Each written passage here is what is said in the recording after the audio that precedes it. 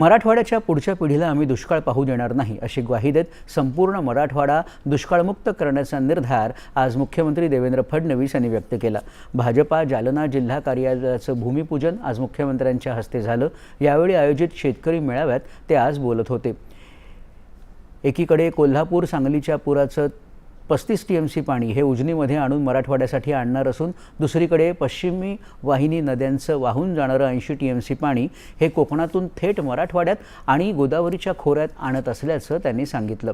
काँग्रेस सरकार सारखी आम्ही केवळ आश्वासनं दिली नाहीत तर ती पूर्ण करून दाखवली आणि जोपर्यंत भाजपा शिवसेना राष्ट्रवादीचं सरकार सत्तेत आहे तोपर्यंत शेतकऱ्यांना मोफत वीज मिळत राहील अशी ग्वाही मुख्यमंत्र्यांनी दिली।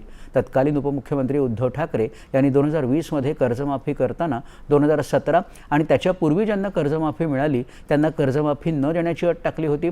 मात्र आम्ही कुठल्याही अटीविना 2 लाखांपर्यंत कर्जमाफी दिली, याकडे त्यांनी लक्ष वेधलं। लाडकी बहीण योजना बंद होणार नाही, लाडक्या बहिणीला लखपती दिदी करायचं आहे असं मुख्यमंत्र्यांनी सांगितलं।